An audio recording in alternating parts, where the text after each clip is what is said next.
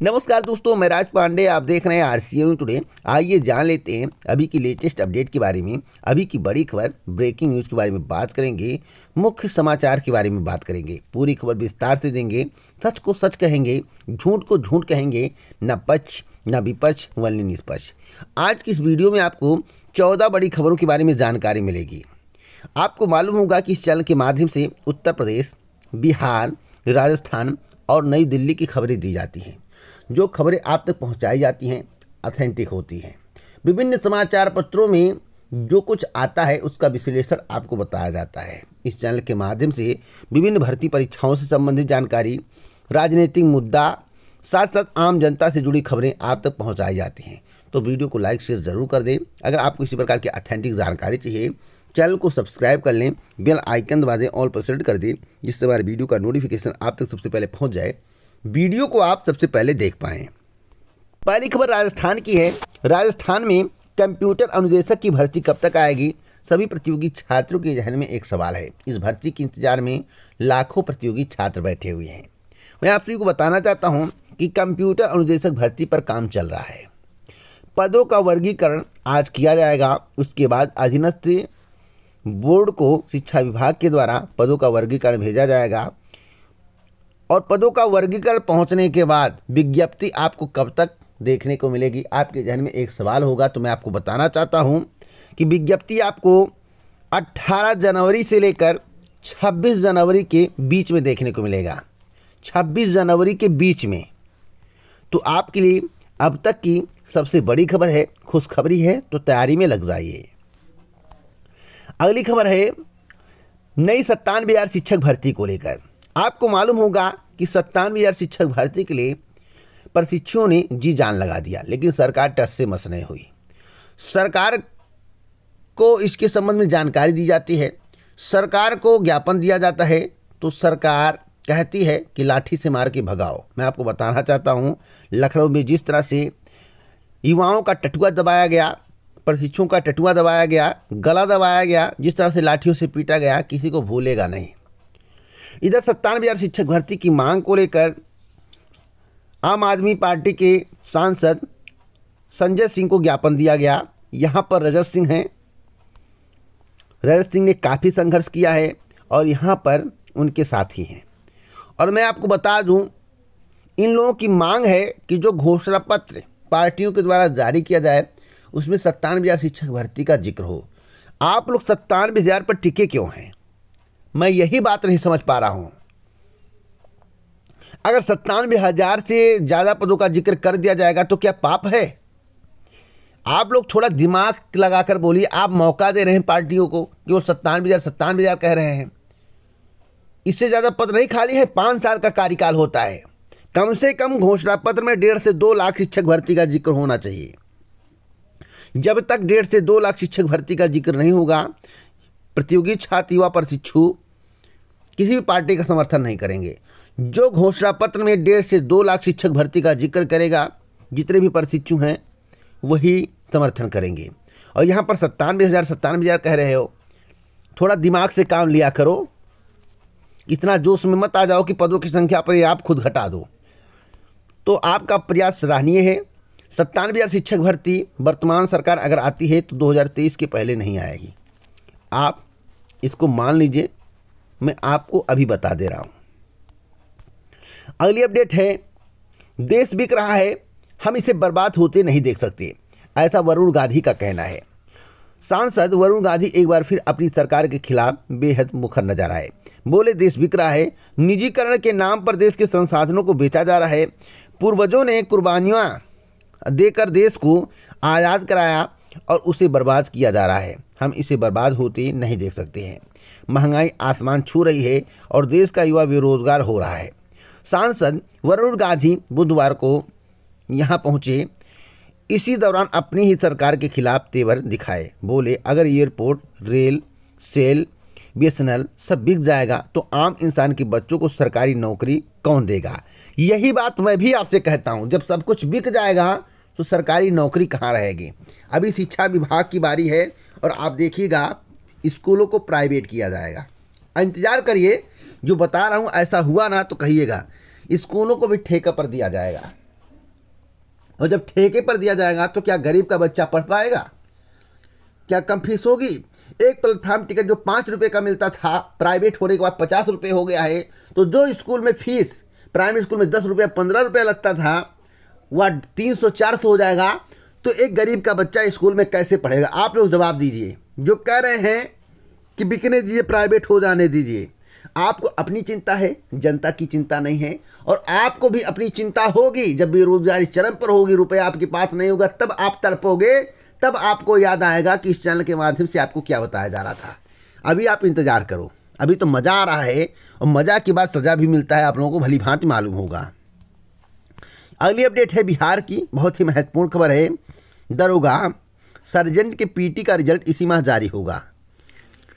किस तारीख तक जारी होगा, इसके संबंध में मैं आपको जानकारी दे रहा हूँ। मैं आपको बता दूं कि बिहार पुलिस में दरोगा और सर्जेंट के 2213 पदों के लिए दिसंबर में हुई प्रारंभिक लिखित परीक्षा के रिजल्ट के लिए अभ्यर्थियों को ज़्यादा इंतजार नहीं करना पड़ेगा। बिहार पुलिस और सेवा आयोग इसी महीने के आखिरी या फरवरी के शुरू में रिजल्ट जारी कर सकता है, यानी कि 27 जनवरी से लेकर 10 फरवरी के बीच में आपको इसका परिणाम देखने को मिलेगा, जिसका मैं जिक्र कर रहा हूं, दरोगा और सर्जेंट का। तो आप लोग तैयारी शुरू कर दें। एक और महत्वपूर्ण खबर मैं आपको बता दूं, संक्रमण का दौर है जो कि थम नहीं रहा है। थमा तो जल्द होगी मुख्य परीक्षा। मैं आपको बताना चाहता हूं, अगर सब कुछ ठीक रहा तो उम्मीद है कि मार्च के लास्ट या अप्रैल में मुख्य परीक्षा कंडक्ट करा ली जाएगी। तो आपका काम है तैयारी करना, तैयारी में लापरवाही न बरतें, जिससे आपको मुख्य परीक्षा में भी सफलता मिल सके। अगली अपडेट है पीएम रोजगार गारंटी योजना को लेकर। जैसा कि आपको मालूम होगा, पीएम रोजगार गारंटी योजना के बारे में अगर आप कॉम्पिटिटिव एग्जाम की तैयारी करते हैं, इस देश के नागरिक है, तो हो सकता है आपको जानकारी हो सकता है, कोई कंफर्म नहीं कि सभी को जानकारी ही हो। अब यहाँ पर देखिए किस तरह से ठगी हो रही है। पीएम रोजगार गारंटी योजना के नाम पर हजारों लोगों से ठगी, कर्ज दिलाने का देते थे झांसा, कॉल सेंटर चलाकर कर रहे थे वारदात, 25 महिला समेत 28 गिरफ्तार। तो यहाँ पर आप अपनी स्क्रीन पर तस्वीर देख सकते हैं, ये हैं जालसाज।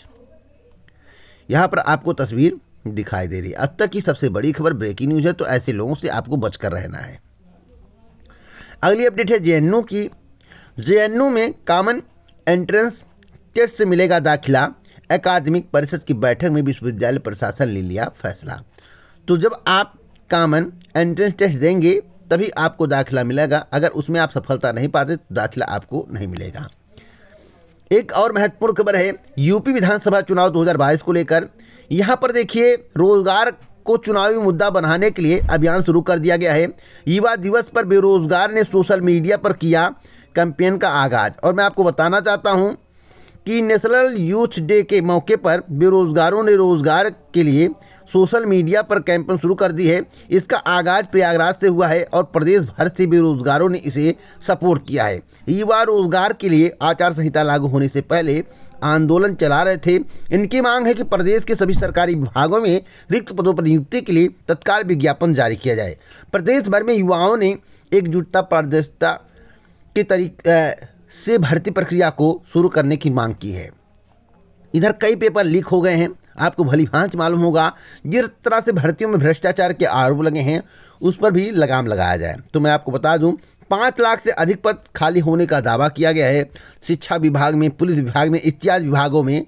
और जो पुरानी लंबित भर्तियां हैं उसे जल्द से जल्द पूरा करने की भी मांग की गई है। साथ ही राजनीतिक दलों से मांगा गया है रोजगार का ब्लूप्रिंट।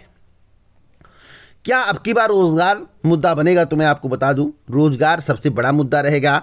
और कौन कौन से मुद्दे अब की बार चुनाव में हावी रहेंगे?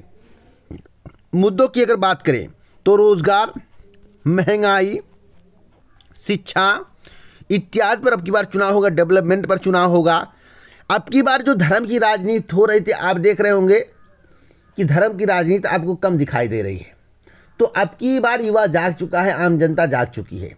जो डेवलपमेंट की बात करेगा उसी को वोट मिलेगा, क्योंकि साफ साफ युवाओं ने आगाज कर दिया है।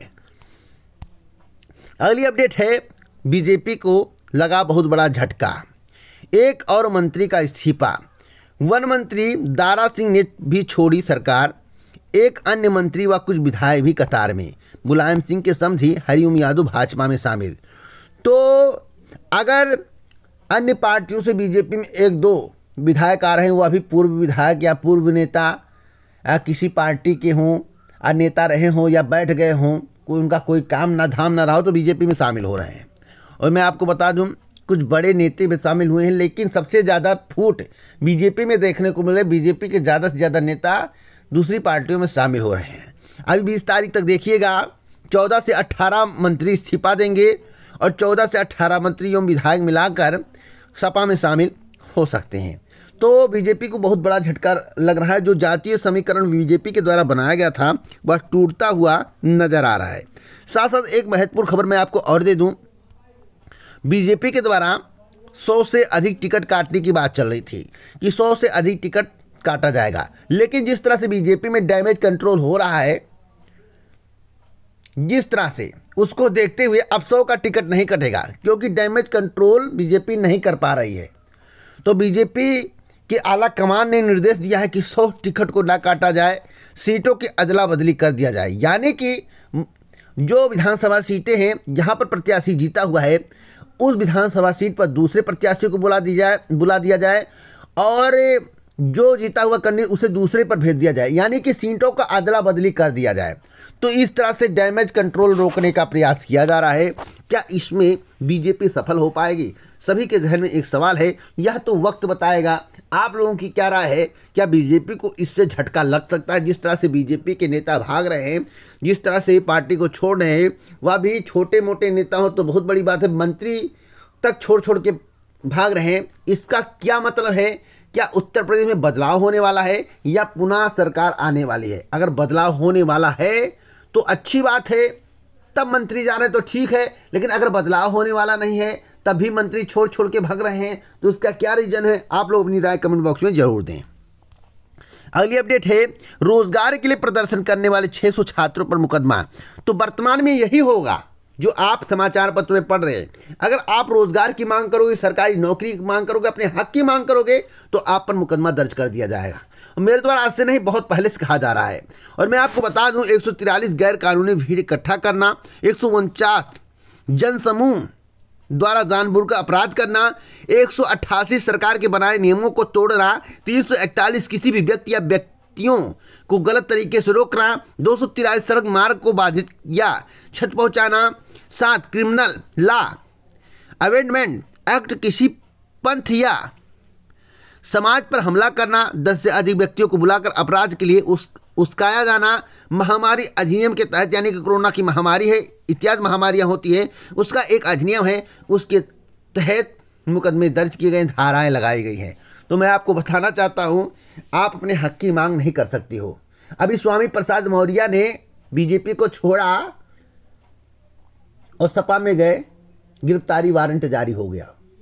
उन्होंने किसी का दोष नहीं दिया, उन्होंने कहा है हम भी एडवोकेट रहे हैं और हम भी जानते हैं सब कुछ, किसी का इसमें दोष नहीं है। विधिक तरीके से जो न्यायिक प्रक्रिया होगी उसके अंतर्गत हम काम करेंगे। तो फिलहाल इस तरह की हरकत वर्तमान में आपको देखने को मिल रही होगी। जो हरकत आज के समाचार पत्र में बताई गई है कि 600 छात्र बेरोजगारों पर हक की मांग करने पर मुकदमा दर्ज कर दिया गया। अगली अपडेट है, अयोध्या से चुनाव लड़ेंगे योगी आदित्यनाथ। इसके संबंध में कल ही मेरे द्वारा आपको जानकारी दी गई थी। आपको भली भांति मालूम होगा कि लाइव के माध्यम से आपको बताया गया था। यहां पर देखिए, थाली पीटने वाले 600 छात्रों पर केस। जिस तरह से उत्तर प्रदेश के मुख्यमंत्री जी ने, देश के प्रधानमंत्री जी ने थाली अभियान चलाया था, आपको याद होगा, थाली बजाओ कोरोना भाग जाएगा, थाली बजाओ कोरोना भाग जाएगा। उसी प्रकार से युवाओं ने सोचा, बेरोजगारों ने सोचा कि थाली बजाएंगे तो हो सकता है रोजगार मिल जाए। जो प्रधानमंत्री जी ने वादा किया था उस वादे को पूरा कर दें, लेकिन ऐसा नहीं हुआ, बशर्ते उनके ऊपर केस दर्ज कर दिया गया। और जो धाराएं लगाई गई हैं अभी मेरे द्वारा आपको बताया गया है, तो आप स्थिति देख सकते हैं। एक और महत्वपूर्ण खबर है, लखनऊ विश्वविद्यालय की 7 केंद्रों पर एमकॉम की परीक्षाएं। आपको बता दें, लखनऊ विश्वविद्यालय में होने वाली पीजी सेमेस्टर परीक्षाओं में एमकॉम व MA सोशियोलॉजी के लिए परीक्षा केंद्रों की सूची बुधवार को देर शाम जारी कर दी गई है। आप जो वेबसाइट पर जाकर सूची को देख सकते हैं। MA सोशियोलॉजी के लिए 10 केंद्रों पर परीक्षा होगी, जिसकी तैयारियां पूरी कर ली गई हैं। एक और महत्वपूर्ण खबर है महंगाई को लेकर। लगातार महंगाई बढ़ रही है। 5.59% पर पहुंची खुदरा महंगाई की दर। जब खुदरा महंगाई बढ़ेगी तो आम जनता कैसे भोजन करेगा, उसका भरण पोषण कैसे होगा, आप लोग सोच सकते हैं। इसी प्रकार महंगाई बढ़ती रही तो खाने के लाले पड़ जाएंगे। एक और महत्वपूर्ण खबर है एजेंसी की गलती भर्ती पर पड़ी भारी, फिर बढ़ी तिथि। ऑनलाइन आवेदन पत्रों की त्रुटि सुधारने में अटक रही भर्तियां। तो अब तक की सबसे बड़ी खबर है। और मैं आपको बता दूं 8000 प्रधानाचार्य भर्ती के अभ्यर्थियों ने सुधारी त्रुटि।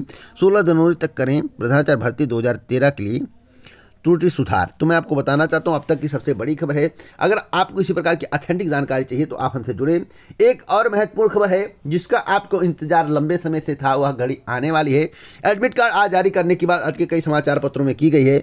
कल इसके संबंध में जो आपको जानकारी दी गई थी लाइव के माध्यम से, और मैं आपको बताना चाहता हूँ कि फ्री बस सेवा का जिक्र किया गया है कि मुफ्त यात्रा के लिए प्रवेश पत्र की कॉपी देनी होगी।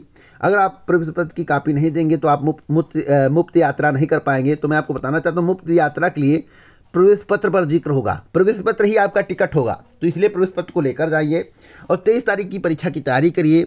अगर सब कुछ ठीक रहा तो परीक्षा निर्धारित तिथि पर होगी। तो इसी प्रकार के ऑथेंटिक जानकारी के लिए आप हमसे जुड़े। चैनल को सब्सक्राइब करें, बेल आइकन दबाएं और प्लेस सेट करें। वीडियो को लाइक शेयर करना मत भूलिए। जय हिंद, भारत, नमस्कार।